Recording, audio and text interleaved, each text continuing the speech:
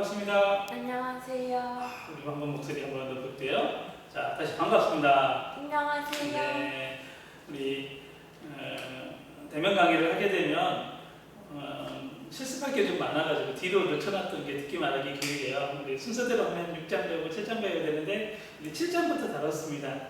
7장부터 다뤘고요. 요거 우리 뒷말 배우고 나면 또 뭐를 할 거냐면 언어 발달의 수수께끼라는 영상이 있어요.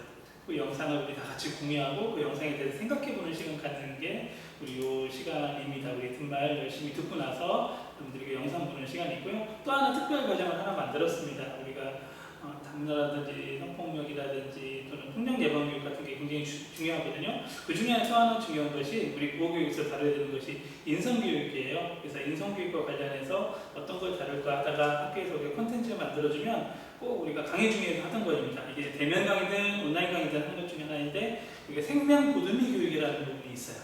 그래서 자살 예방 교육. 예전에는 우리가 대면 강의할 때는 강사님이 직접 모셔서 생명 보듬이 교육 또는 자살 예방 교육을 생명 보듬이 교육이라고 하거든요.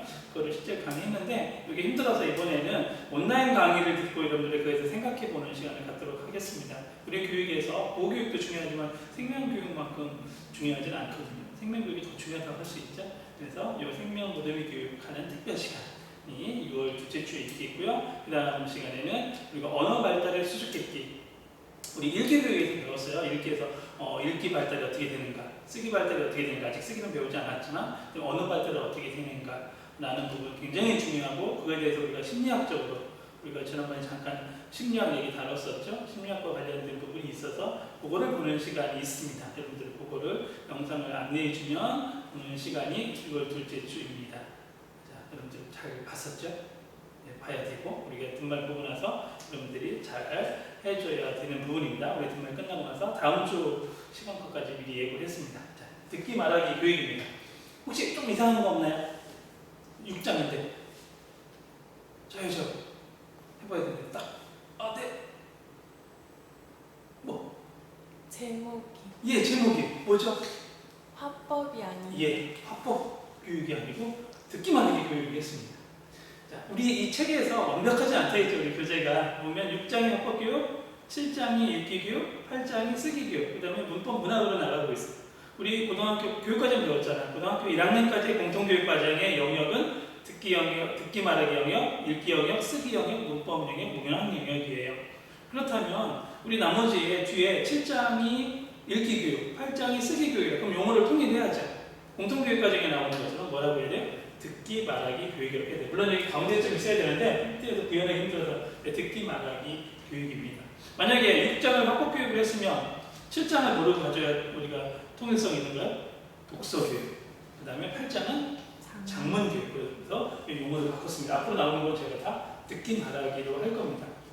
물론 이 화법이라는 용어는 듣기 말하기의 심화 과정이에요. 고등학교 선택 과목에 화법과 장문 나올 때 나오는 부분이기 때문에 그래서 용어를 바꿨습니다. 그렇게 기억해 주면 좋겠습니다. 우리 또 꽃으로 시작해야 되겠죠? 기억나요? 우리 요꽃 일부러 지난번에 다뤘던 꽃입니다. 무슨 꽃이었지요? 제일 많이 본다겠고 봄의 코스모스라는 이름이 있었습니다. 그 다음에 제가 이걸 소개했던 게 뭐냐면 꽃말이 참 예쁘다고 그랬어요. 꽃말 뭐라 했어요? 상쾌한 기분. 그래서 이 꽃만 생각하면서 했습니다. 이름이 영어로 골든 웨이 플라워, 그러니까 금불결꽃, 우리말로 금계국. 여러분들 개천이나 길가에 제일 많이 요즘 피어 있는 꽃입니다. 5월에 피어서 6월까지 굉장히 많이 피어 있는 것, 금계국. 네, 자 오늘의 꽃은 이겁니다. 제가 이게 꽃의 여왕이라고도 하죠. 꽃의 여왕, 장미입니다. 장미. 그리고 특히나 덩굴장미처럼 돼서 이 아파트 담벼락이나 이런 곳에 굉장히 많이 피어 있죠. 5월부터 펴서 아마 6월까지 한참 피는 꽃입니다. 저도 지나가다가 우리 아파트 단지에서 이제 핀 꽃입니다. 장미의 꽃말은 굉장합니다. 하얀 장미일 때의 꽃말, 붉은 장미일 때의 꽃말. 찾아보면 되게 재밌어요. 장미는 개수에 따라 꽃말이 다르대요. 1개를 주면 뭐고, 2개를 주면 뭐고, 3개를 주면 뭐고. 저도 잘 기억 못해요. 저도 약간 나이가 들어서 꽃을 그렇게 많이 준 적은 없어요. 장미 백송이를 주면 뭐고, 그거는 기억해요. 우리 장미 백송이 줄 때 많죠. 100%의 사랑이래요. 백승을 주 100번. 그래서 장미는 주는 개수, 99개이면 뭐여서 주는 개수에 따라 또 의미를 부여하더라고요. 그래서 한번 그걸 그렇게 하는 것도 있고, 장미는 뭐 정열, 사랑 이런 것도 꽃말도 굉장히 많습니다. 한번 여러분들이 찾아보고 싱그럽게 많이 볼 수 있는 꽃이어서 제시합니다. 자, 이와 같이 우리 정열적으로 마지막 우리가 6월을 잘 보내자 하는 뜻입니다. 한 학기를 정열적으로 잘 마칠 수 있습니다. 상황이 어렵더라도 우리가 그 상황을 정열적으로 이겨내기를 바라는 마음으로 꽃으로 출발합니다. 복습입니다. 우리 읽기교육 공부했었습니다. 읽기교육에서 우리 챕터였어요. 읽기교육 챕터. 자, 읽기교육 떠볼 때 읽기 목표, 내용, 교수학습, 평가로 하면 좋다겠고, 읽기교육 이게 절 제목이었습니다. 읽기는 왜 가르치는가, 어떤 내용을 가르칠까, 어떤 방법을 가르칠까, 그 다음에 어떻게 평가할까라는 게 대표적이었고요. 읽기에서 마지막 6절은 조금 우리가 독특한 제목이 있다 했습니다. 이 제목이 가장 기본이었습니다. 자, 이거 왜 제시했느냐? 우리가 얘기했던 우리 1부에서 나왔던 책 제목 또는 타이틀도 이와 비슷한 것들이 있었죠. 여기 오늘 공부할 겁니다. 듣기 말하기 교육의 차례. 자, 뭐 복붙한 것 같지 않아요? 복붙? 자, 듣기 말하기는 왜 가르쳐야 될까? 듣기 말하기는 무엇인가? 듣기 말하기 교육에서는 어떤 내용을 가르칠까? 듣기 말하기 교육은 어떤 방법을 할까? 듣기 말하기 교육의 평가는 어떻게 할까? 복붙 같지 않아요? 여기 듣기 말하기는 무엇인가? 개념만 빼고. 사실은 읽기에서도 읽기란 무엇인가라는 제목이 있었습니다. 그럼 예상해 볼까요? 다다음 주에 공부하게 될 쓰기는 뭘까요? 자, 쓰기 교육. 한번 쓰기 교육 차례가 어떻게 될까요? 한번 해보세요. 자, 첫 번째. 쓰기는 왜 가르쳐야 할까? 쓰기란 무엇인가? 그다음에 쓰기 교육에서는 어떤 내용을 가르칠까? 쓰기 교육은 어떤 방법을 할까? 쓰기 교육에서 평가는 어떻게 할까? 혹시 맞는지 틀리는지 여러분들이 8장 찾아보면 됩니다. 제목이 우리가 하나를 명확하게 개념을 가지고 있으니까 큰 흐름으로 갈 수 있는 걸 알 수 있죠. 그럼 이거 하나하나가 우리가 찾아봐야 될 주제가 됩니다. 여러분들이 복습하면 되겠고, 그거에 대해서 과제도 하고 있을 거라 생각하고, 어떤 합법교육이란 무엇인가 쓰라면 요거 개념에서 쓰면 됩니다. 합법교육을 왜 가르쳐야 되는 거고, 합법이 뭐였고, 어떤 내용 가르쳐야 되고, 어떤 방법으로 가르쳐야 되고, 어떤 평가 방법을 할까라는 것을 여기 단락별로 잘 정리하면 합법교육이란 무엇인가라는 글이 될 수 있는 겁니다. 여러분들이 이렇게 개념해 주면 됩니다. 우리 시험하는 코너로 한번 지난 시간에 했던 것과 비슷한, 읽기 했던 것과 비슷한 걸 해볼게요. 자, 이런 게 있습니다. 차시별 수업 내용에 1차 시에서는 공손성의 원리를 가르치겠고, 체면 유지 원리를 가르치겠고, 협력의 원리를 가르치겠대요. 이게 뭘까요? 밑에 2차 시에는 뭐냐면 나 전달법, 우리 전달법을 가르치겠대. 이런 표가 있습니다. 그럼 우리가 알아야 될 게 뭐가 있을까요? 교사로서 알아야 될 개념이 뭐가 있을까? 자, 이렇게 가르칠 거면 첫 번째 알아야 될 게 공손성의 원리가 뭔지 알아야 되겠죠. 혹시 들어본 적 있나요? 우리 합법교육 정리하던 공손성의 원리가 뭔지 가물가물 떠오를 수 있을 거예요. 네, 한번 떠오를 수 있어야 되고 노력해야 됩니다. 두 번째, 체면 유지 원리는 뭐였을까? 체면 유지 원리. 우리 교재에는 잘 나오진 않는데 체면 유지 원리가 좀 나옵니다. 우리 체면을 유지해야 됩니다. 우리 교재에 나오는 거. 협력의 원리는 나옵니다. 협력의 원리.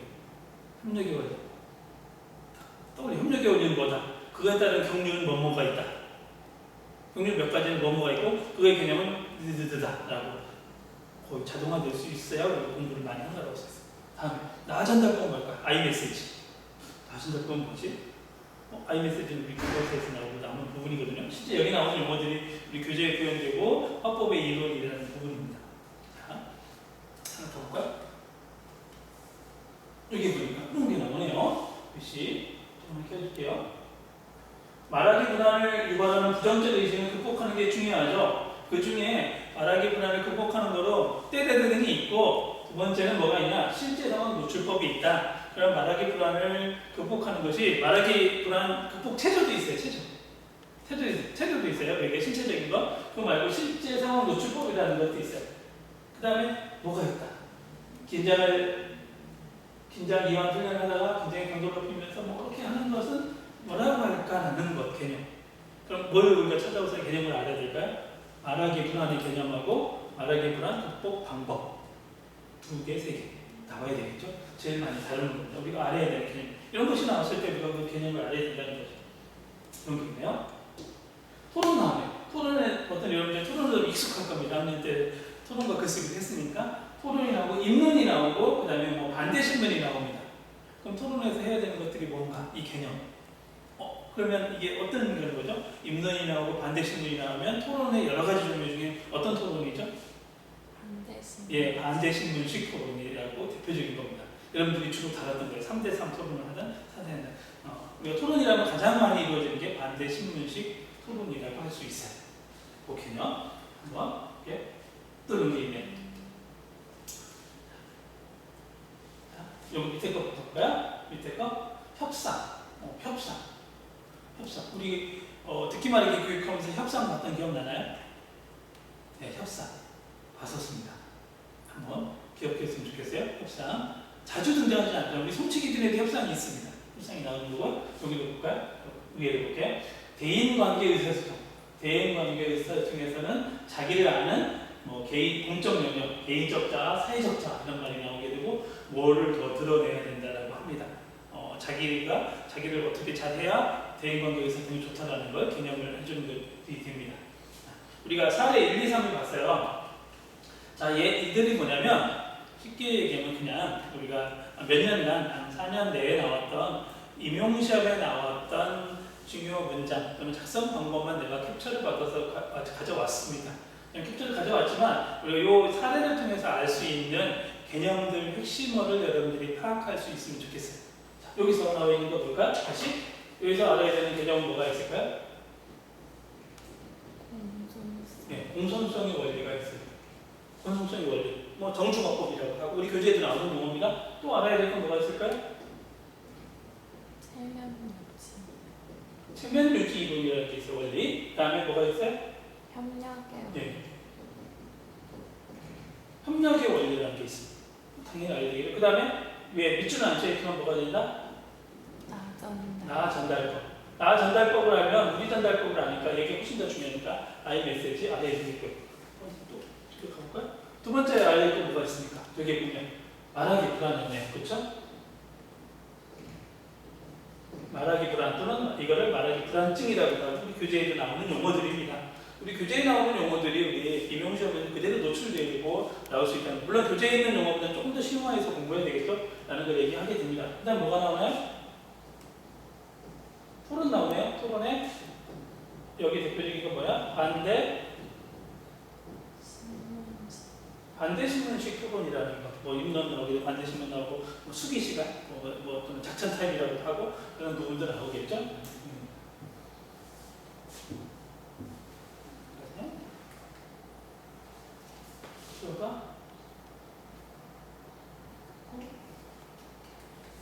다 다뤘나요? 겹쳤나요? 2와 3이? 협상. 여기에서 됐네. 뭐다? 대인관계 의사소통. 좀 어렵지만 뭐다? 대인관계 의사소통이라는 것. 여기서 개인적 자와 사회적 자 이런 말이 나왔고 뭐가 또 나왔어요? 우리 단어 유형 중에 하나인 협상이 등장하게 됩니다. 물론 협상만 있지 않고 회의도 나오고 여러 가지도 나오게 되는데 그 이슈만 들어봤습니다. 이런 것들을 우리가 공부해야 된다는 걸 알 수 있습니다. 근데 이런 용어들이 툭 튀어나온 게 아니라는 걸 알려줘요. 우리 교재를 쭉 읽고 요약한 사람 알지만 우리 교재 속에 나오는 것들입니다. 다시 한번 공부해주면 좋겠다는 뜻입니다. 그러면 여러분들이 됐죠? 다시 한번 정리해주면 이렇게 되죠? 여기 공손성의 원리, 다음에 정중어법을 넣을 수 있고 나전달법, 토론 중에 반대신문식 할 수 있고 협상 방법 쭉 쓸 수 있습니다. 그러면 지금부터 여러분들 요거 공부하는 시간 다시 한번 찾아보고 해줘야 돼요. 특히나 요거 어렵거든요. 요거 어려워요. 정중어법 이거 경률이라 해서 몇 개의 경률이 나오게 됩니다. 여러분들 공부해줘야 돼요. 또 요거 어려워요.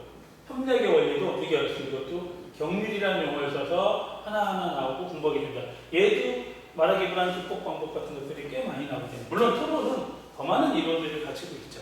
여러분들이 공부해 줘야 됩니다. 알겠죠? 또 하나. 자, 듣기 말하기 교육의 핵심어 다시 한번 우리 교재에 나온 걸 다시 한번 해볼게요. 이거는 아까 요 핵심어들은 사례, 즉 임용시험에서 전체 다가 아닙니다. 한 3년치에 한 4개 학년도에서 나왔던 것에서만 가져온 거고요. 이거는 우리 교재에 나왔던 겁니다. 들리기, 듣기, 청해라는 용어를 합니다.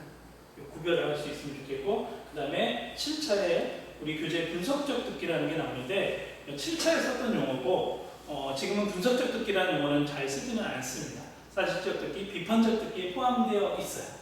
그 다음에 감성적 듣기. 또 하나 우리 공부해줘야 될 거. 다른 교재를 찾든지 우리 교재에 안 나오는데 꼭 공부해야 될 거. 공감적 듣기 중에 소극적 듣기, 적극적 듣기 방법이라는 걸 좀 구별해서 좀 더 심도 있게 공부해주면 좋습니다.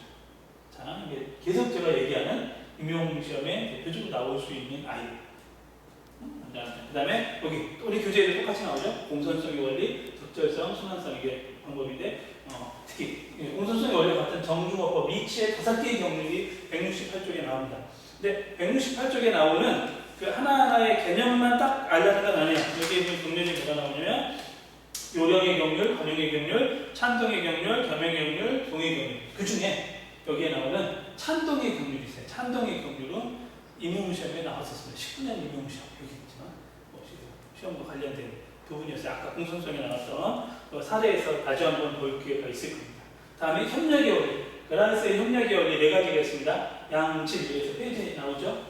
117쪽에 보면 양질 설명되어 있는 거 여러분들이 꼭 기억할 수 있으면 좋겠습니다. 그 다음에 되죠? 그 다음에 관련성, 방법. 이 방법이라는 건 매너인데 역시 매너를 방법이라고 번역하는 책도 있고 태도라고 보는 책이 있습니다. 지금 방법이라는 책이 훨씬 더 많은데 책마다 조금씩 다릅니다. 그래서 이 협력의 원리도 뭔지를 명확하게 기억해 주면 좋겠습니다.